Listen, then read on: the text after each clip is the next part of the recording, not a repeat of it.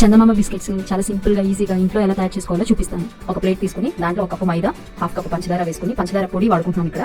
రెండు బాగా కలిసిపోయేటట్టు బాగా మిక్స్ చేసుకోండి. మిక్స్ చేసుకున్న తర్వాత కొద్దిగా ఆయిల్ వేసుకుంటూ పిండి మొత్తాన్ని చపాతీ పిండిలాగా కలపండి.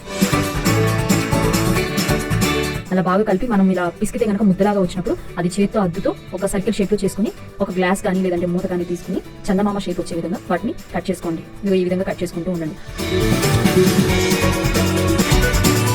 ఒకవేళ ఏదైనా పిండి మిగిలిపోయి ఉంటే దాన్ని మళ్ళీ చేత్తో అద్దుకుంటూ ఒక షేప్ లాగా చేసుకుని మళ్ళీ చందమామ లాగా కట్ చేసుకోండి. ఇలా పిండి మొత్తాన్ని చందమామ షేప్ లో కట్ చేసి పెట్టుకోండి. తర్వాత పొయ్యి మీద ప్యాన్ పెట్టుకుని ప్యాన్ లో ఉప్పు అంతా స్ప్రెడ్ చేసి పెట్టుకోండి. తర్వాత మనం ఏ ప్లేట్ లో అయితే బిస్కెట్స్ అన్ని పెట్టామో ఆ ప్లేట్ ని ఆ ప్యాన్ లో పెట్టేసి మూత పెట్టేసి సిమ్ లో ఒక 15 మినిట్స్ పెట్టుకోండి. ఒక 15 మినిట్స్ తర్వాత మూత తీసి చూస్తే బిస్కెట్స్ అడుగు బాగా కలర్ చేంజ్ అయ్యి ఉంటుంది, అంటే లైట్ గా బ్రౌన్ కలర్ వచ్చి ఉంటుంది. అప్పుడు ఇంకా స్టవ్ ఆఫ్ చేసి ఆ దాంట్లో నుంచి ఆ ప్యాన్ లో నుంచి ప్లేట్ తీసి పక్కన చల్లారి పెట్టుకోండి. ఒక 10 మినిట్స్ చల్లారిన తర్వాత అప్పుడు బిస్కెట్స్ ని తీస్తే కనుక చాలా టేస్టీగా చాలా స్వీట్ గా చాలా బాగుంటాయి. ఎంత బాగా అయిందో చూడండి. చాలా సింపుల్, మనం ఈజీగా ఇంట్లోనే చేసుకోవచ్చు.